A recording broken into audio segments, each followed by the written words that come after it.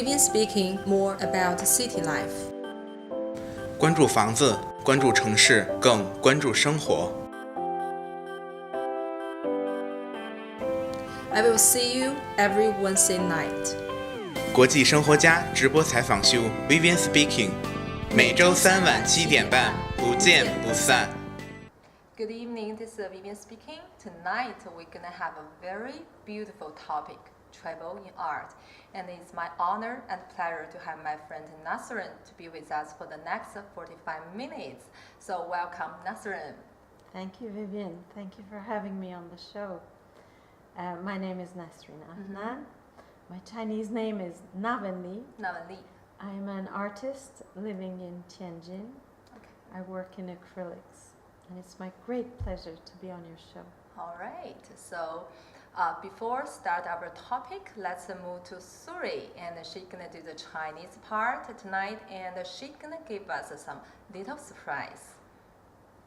Hello， 大家好，我是苏瑞，又很高兴跟大家见面了。今天我们的嘉宾是 Nassrin， 他是一位英国画家。然后今天我们的主题是以艺术之名来旅行，相信 Vivian 会带领我们走进一个艺术世界。Okay, let's welcome back to our topic. Nassrin, I cannot forget how happy you were the first time you learned that our interview will be on the 21st of March. So, and look at you today, you are fabulous. And so could you give us some clues why today is so special for you? Thank you so much. Thank you for saying that. Yes, I was very excited about being on your show on the 21st of March because today is Nowruz, the first day of spring on the Baha'i calendar, which is a calendar of 19 days of 19 months, so it's a 19-day rhythm of life. Today is the first day of the first month, and it is set on this day because today is the day of the spring equinox. So this is the day when in the northern hemisphere the night and day become of equal length. And of course, like everything else, it's not the day that's the important thing, but what it symbolizes. Spring symbolizes renewal. And it's like many great teachers have taught us throughout history, there is a renewal of the physical life, but there's also a renewal of spirit. So today marks the first day of spring, and also it symbolizes a spiritual renewal. Okay, I see. Celebration. All right. So can I say that today the meaning for you today is just like the Chuyi for our Chinese people? Very similar. Very similar. Okay. It's about renewal of the body and the spirit. Okay. To be honest, every time I talk to you, I just can feel the peace inside of you, and it can transfer to me. That's kind of you to say. And yes, I just want to know why. Is that because the habit of painting, or because as you just mentioned, you are Baha'i? Is that because your daily prayer? Well, I think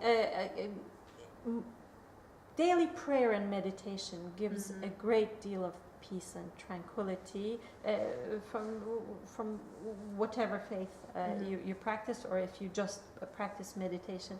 I would say I get my greatest peace and tranquility from daily meditation, but of course painting is also a very meditative process, so that helps also. I should add that painting, the larger paintings, can be quite physically taxing, so it's not all about meditation, but the thinking process, the meditation, brings a great deal of peace as well.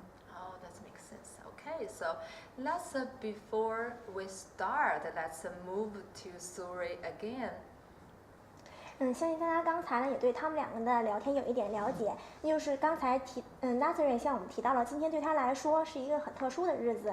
今天因为作为一位巴哈伊来讲呢，今天对他的特殊性就相当于春节的第一天对于我们中国人的特殊性来说是一样的，所以今天呢对于他来说是一个非常特殊，也是非常一个有意义的一个日子。接下来呢，Vivian会带领我们进入他的一个艺术世界。接下来让我们回到节目中去。Okay, welcome back to our topic again. Nassrin, she is a British artist, and I think the best way to learn her is from her works. So how about let's start from the first one. Okay, this is called Four Seasons, and I have been told the Four Seasons has been collected in Beijing, Qinhuangfu, right? Gongwangfu, that's right. Gongwangfu, That's sorry. right. That's right. That's right. These four works were part of an exhibition held in 2016, sponsored by the Department of Culture. The Wenhuabu very kindly asked me to hold a solo exhibition there in March 2016. So 2 years ago exactly.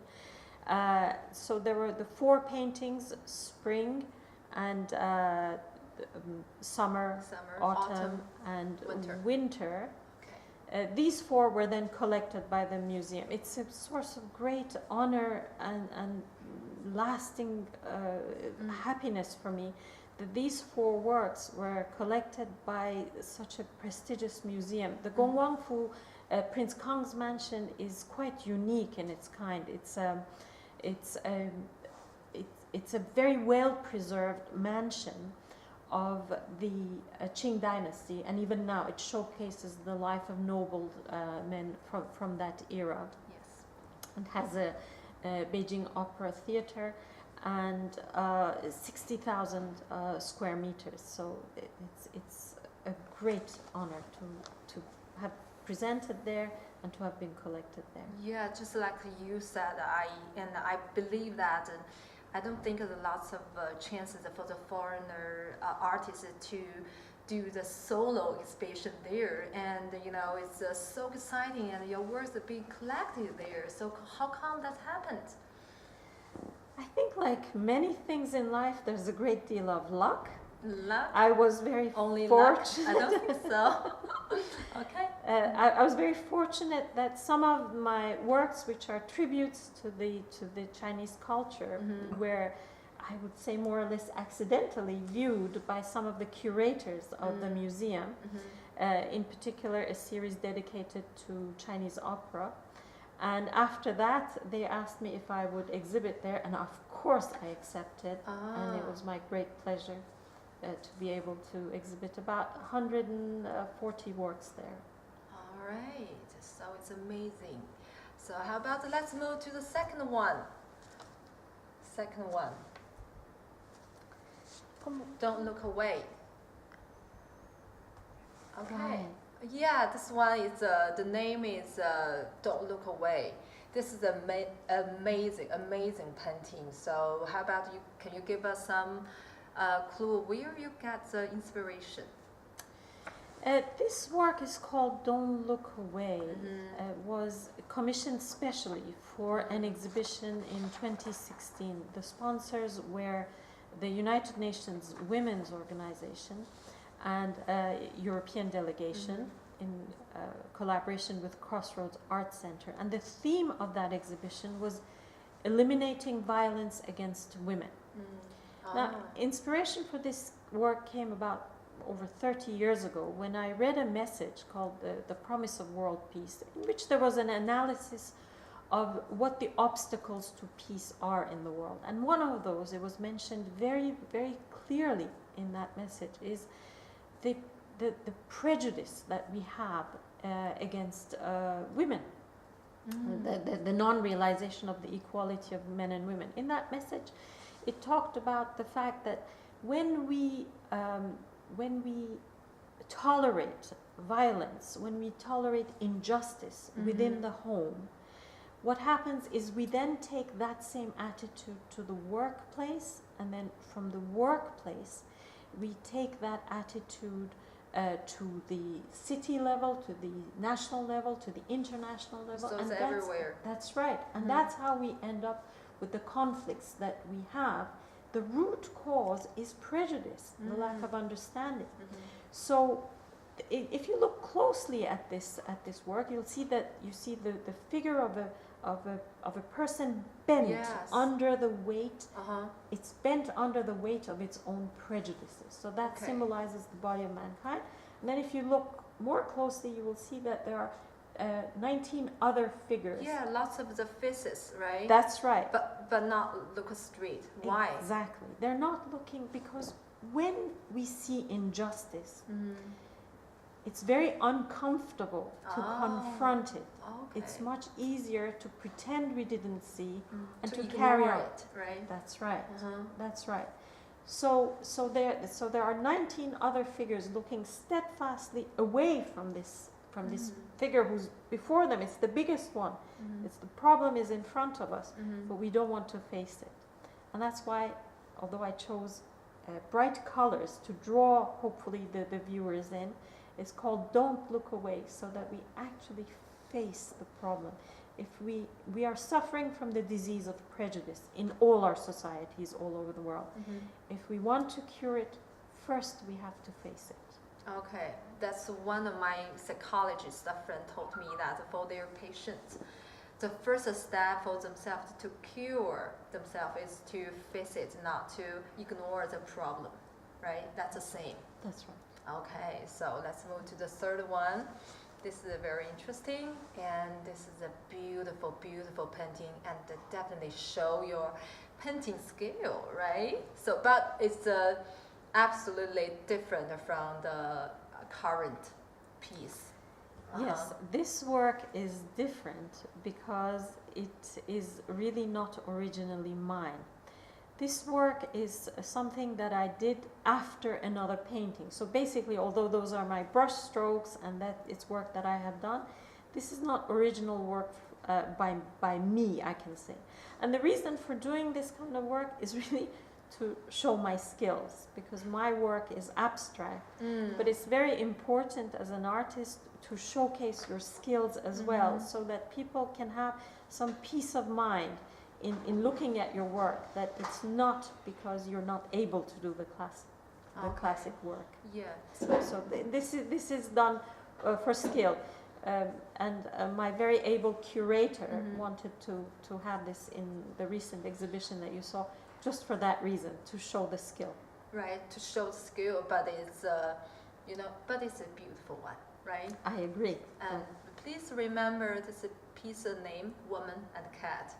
Okay, and compared to your original one or old ones, right? And your current piece is more abstract, being more abstract. So, why you have this kind of changes for your painting style? The change is of course gradual, but painting, of course, to some extent, painting, of course, is a reflection of one's thinking. But it's also a reflection of the painter, and of course, as you change, your style changes as well. Over the years, I have increasingly become aware of all the things I don't know, rather than the things that I do know, and becoming more conscious of the fact that as a body, all of humankind, we need to become more and more comfortable with ambiguity as we look for the reality of ourselves and solutions to the problems that face humanity, to not assume that we know, but rather to be searching for the reality of what we're looking at. And that's why the work has become more and more abstract, because it's much less about giving an answer as exploring an answer together.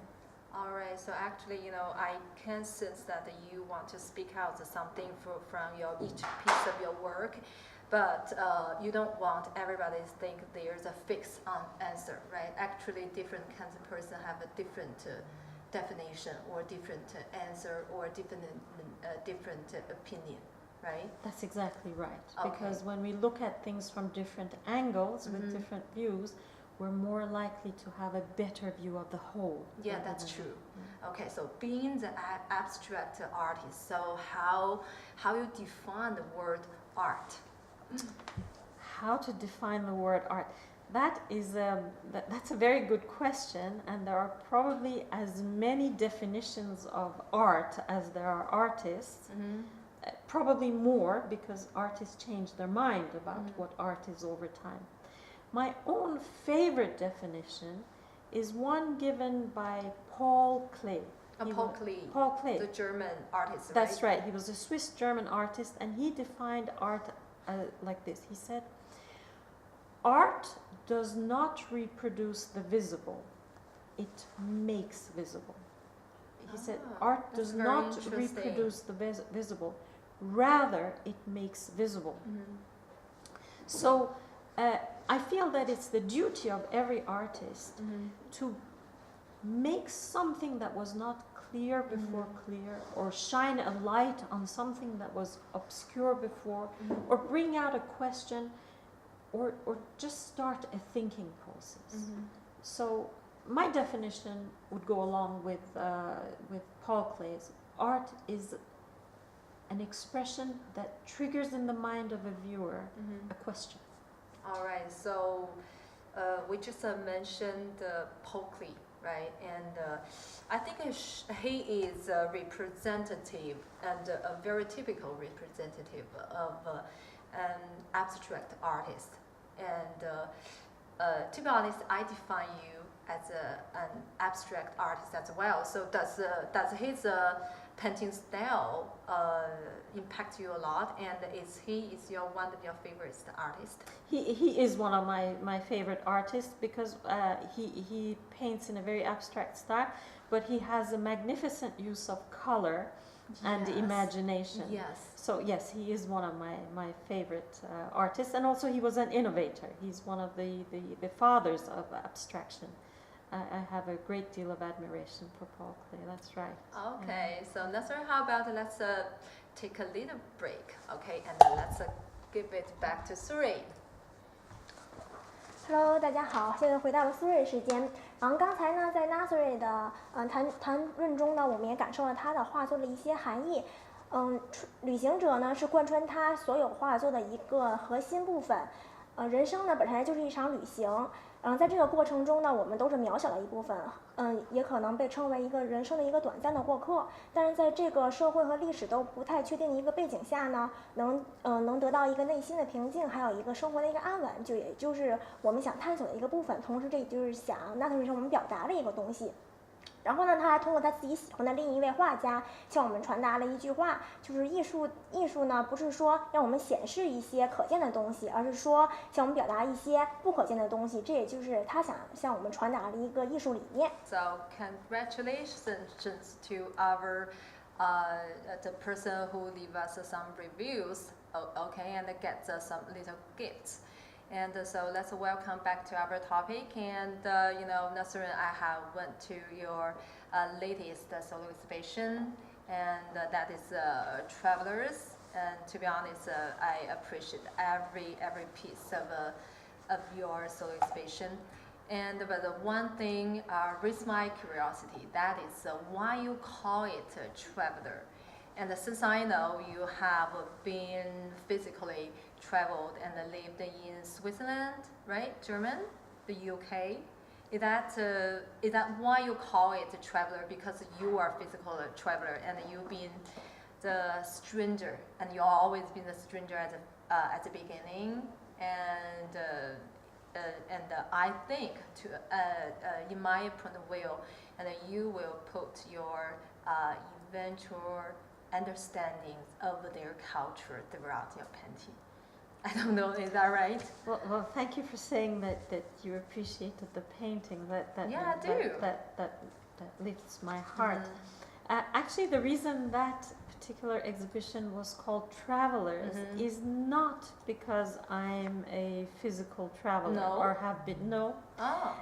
Actually not. And I'll tell you the reason. The reason is that from the time that I can remember, for as long as I can speak and I have memory, I was raised as a child on a teaching and a principle, which is this: it's the earth is but one country, and mankind its citizens. this phrase was so important in my upbringing. The earth is but one country, and mankind its citizens. That actually I've even learned it in Chinese. Oh, really? What is that? Okay, apologies for my accent. It's 地球乃一国，万众皆其民。 I'm sorry, I can understand it. I can Wonderful. understand that. Wonderful that you can understand. Yeah. So, having been raised on the understanding that the earth is but one country, I have actually never felt that I was a stranger anywhere. Oh, I have that's always fine. felt Yeah, I get it. that the whole world belongs together and I belong to it. So I have always felt at home wherever I have lived. Rather, this exhibition was called Travelers because for two reasons. One is that the latest series that I have painted is called the Travelers series, and I'll come to the Travelers exhibition in a moment. Travel means you go from one place and then you get to your destination and then you've arrived and that's where you stay. Now, clearly, from the time that we are born on this place where we are all together, to the time that we all leave it, we have not arrived. Because if we had arrived, we would be staying here. So we are all traveling through life. So the theme of the series was very much travel through the stages of life. Now, my very able curator for the Travelers exhibition thought that we would call the whole exhibition, which was held at the Nassrin Art Center in Wudadao.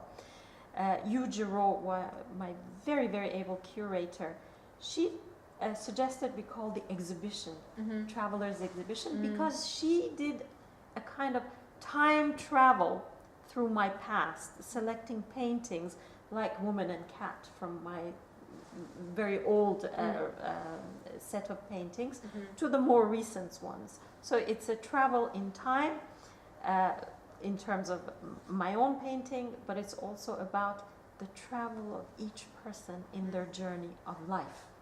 The Okay, transition. to make sure that we get the right conclusion that actually you call it traveler because you are more focused on the spiritual of process part, right? That's right. I'm more interested in the spiritual process and very much in the process rather than the result. That's why it's called the Travelers. Okay, I see. And there's how many pieces in this solo exhibition? In the last exhibition, there were over 80. I think there were 87 pieces in the right. last. Okay. And do you know which one is my favorite? I have an inkling. Shall I have a guess? Yes, please. Was it one from the Chinese opera series? Yes, I do. I do love one. That one. And because you know why? I can feel the greater bond between you and the Chinese culture. And being the Chinese, you know, I feel very appreciated. And you did that great contribution to our culture. So why? So when you come to China, and how many pieces you have done for this series? I came to China with my family in 2010. At that time, I had two young boys, 14 and 15 years old. So it wasn't that we could just come to China because one person had decided it. As a family, we came across a talk by a great thinker over 100 years ago. In 1912, this great thinker said, China is the country of the future.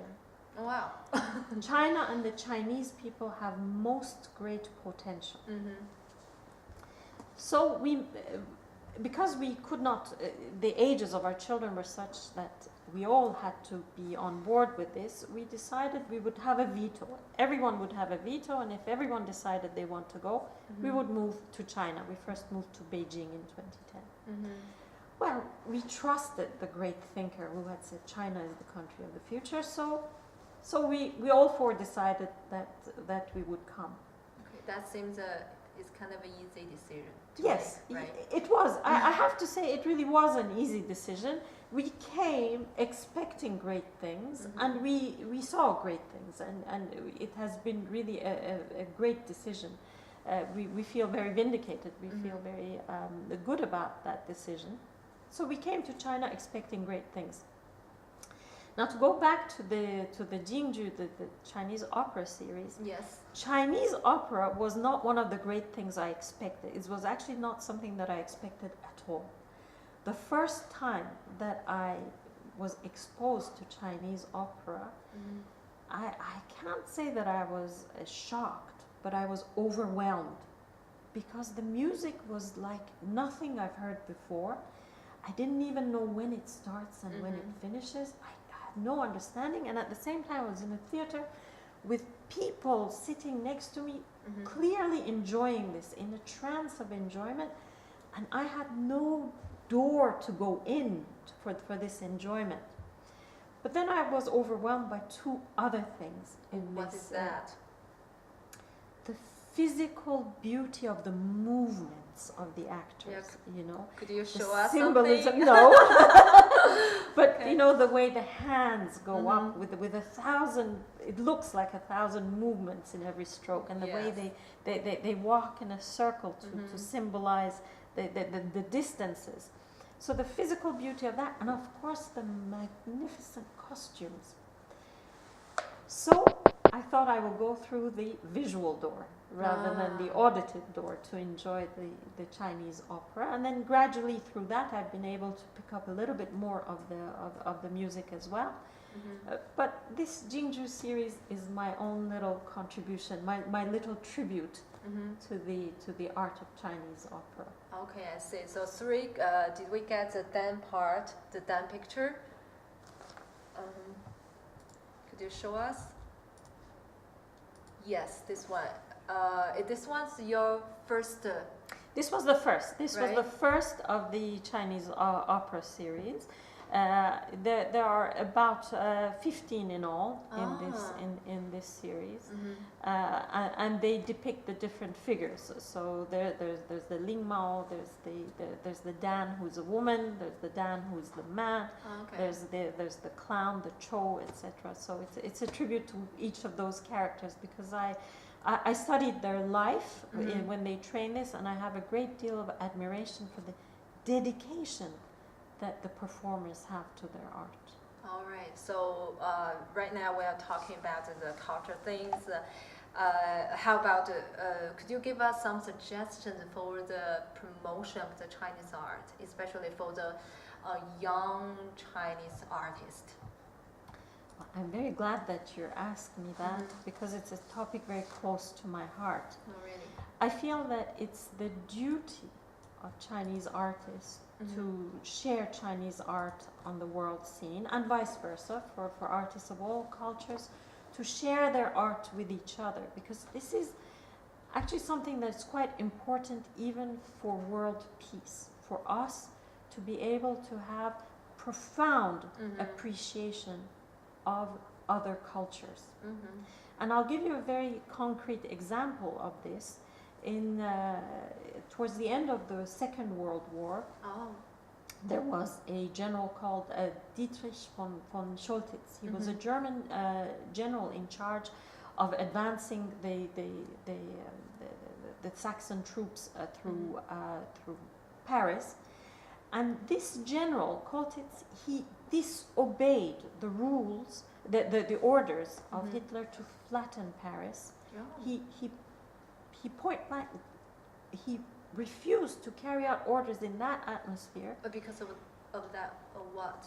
Because he said he could not destroy that cultural heritage. He could not bring himself to destroy those beautiful buildings and the art that was there. So if we think about it, if we have profound appreciation for each other's culture, that will also stop us doing physical to each other as human beings. So I think for the artists in China, the most important thing is to offer their art with an To open share, heart, right? with an open heart, With open heart. and with confidence that mankind is one, and that just as we have the ability to learn other languages, we can learn other cultures, and to be confident that Chinese art presented on the world scene will be appreciated. Because when you think about it, if the Chinese people have such a great ability to appreciate Van Gogh, why wouldn't foreigners be able to appreciate Qi Baishu Yeah, or Li that makes Keran? sense. Yes, yes. So I think it's to be open and confident. All right, and Nassrin, I did not tell you before, but we prepared a little surprise for you, and that's from one of your Chinese artist friends. So how about let's check it? 像刚才的那个交谈中呢，我们也理解了一下 Nassrin 的一个创作理念，同时他还向我们表达了他特别喜欢中国的文化，像京剧啊，还有一些中国的戏剧，都是他创作中的一些主要元素。接下来呢，让我们带来一份小惊喜给 Nassrin， 我们也请到了另一位中国的一个著名画家爱新觉罗启荣老师，让我们来看看他对 Nassrin 的画作是怎么理解的吧。拉文蕾女士呢是位中国通，也是一位有着很多故事的艺术家。她1963年生于波斯，用她的话讲呢，就是属兔。她把她的这个早年的人生经历注入她的艺术创作中。她的创作呢，追求那种抽象和心灵的表达，完全用丙烯色彩，包括后期又注入了很多中国的东方的元素，包括水墨。追求中国的一些个，包括京剧呀，包括一些带有一点具象，但是更倾向于精神表达的一些东西。他对中国文化呢，有着非常深厚的那种，有一种非常深厚的情结，尊重东方和中国文化。我和那女士呢，有过非常深度的这种在文化和艺术上有这种个人观点这方面有深度沟通。他对中国的这个佛道文化，包括唐宋的绘画精神，甚至清代的四王，包括我们文学巨著《红楼梦》，都有自己独到的理解。他把这些东方的这些个文化艺术观念呢，完全融入到自己的绘画创作之中，甚至对近代的陈少梅和徐悲鸿，我们的观点也非常相近。他用他的创作呢，抒发和诠释着他的人生哲学和对这个世界、对文学、对艺术的理解。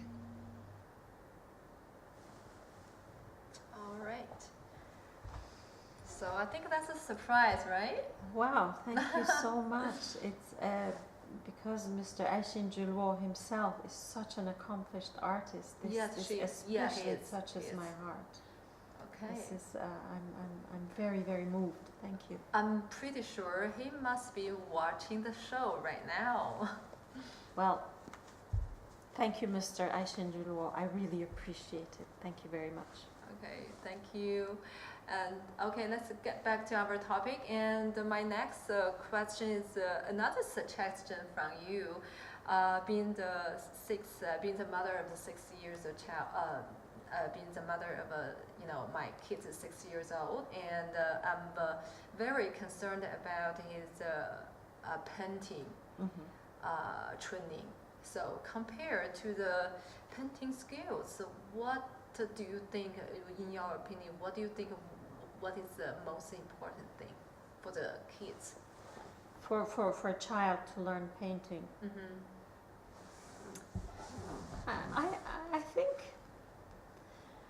I think for painting, just like for every other art and science and even maths, for any learning in a child, training the character first is the most important thing. And you might think, well, what connection to painting?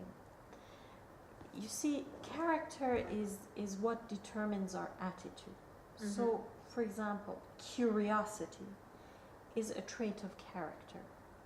Now, a child who is curious will want to learn and will absorb all the skills, knowledge, etc. much better than if we expose the child to a whole lot of facts and we force them to memorize a lot of things. But the child is not curious, doesn't want to absorb that knowledge. Okay. So the character of the child should be developed, and then of course knowledge is important. Of course they should be exposed to the facts, to the figures, to all the books that we can reasonably give them.